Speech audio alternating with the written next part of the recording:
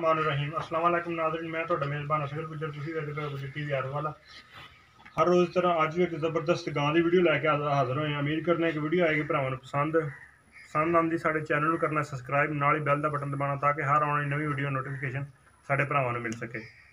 ਗਾਂ ਵਿਖਾਉਂਦੇ ਹਾਂ, ਗਾਂ ਦੀਆਂ ਕਰਨ ਤਸੱਲੀਆਂ। ਗਾਂ ਸੂਈ ਹੋਈ, ਕੈਮਰਾਮੈਨ ਸਾਹਿਬ ਗਾਂ ਵਿਖਾਓ। ਨੰਬਰ ਆ ਸਾਡਾ 0356 72 355। ਇਹੀ WhatsApp ਤੇ ਇਹੀ ਈਮੋ ਦਾ ਨੰਬਰ ਆ। चिट्टा सफेद रंग माशाल्लाह गां दा जी, बड़ा सोहना थण, बड़े वड्डे लिबास च, बिल्कुल चिट्टी जिस तरह चिट्टे कपड़े होंदे आ। मूँह तो थोड़ा जिहा है बच्छा जी, बछड़ा इहदा ये तकरीबन 10 दिन की सूई है। दुध भी पुछ दिन्ने आ, गां की क्वालिटी पुछ दिन्ने आ।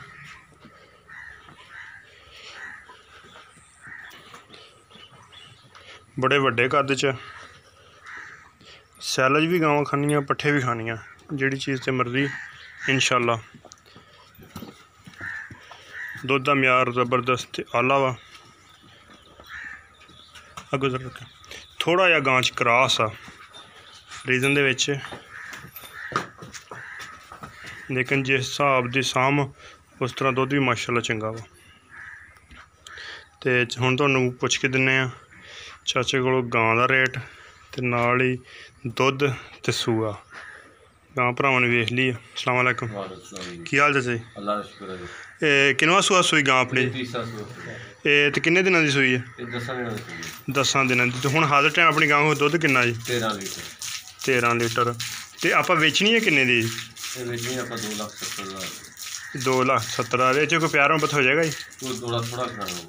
थोड़ा बहुता प्यार मुहब्बत भी होएगा। दुध किन्ना? 12 तो 13 लीटर गां कोले चोण दा दुध आ।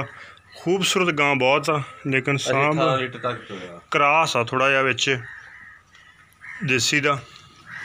सारी गां फ्रीजन झल है, गर्मी नहीं करती गां, बिल्कुल बरीक चमड़ी च गां वा, दुध वालियां, खोटी गां नहीं। थल्लों बड़ा लिबास वड्डा वा, गां वैसे भी कद च वड्डी है। नंबर आ साढ़े 0356 72 355। यही WhatsApp ते यही ईमो दा नंबर आ। माशाअल्लाह अगे भी चिट्टा बड़ा ते पिछे भी बड़ा।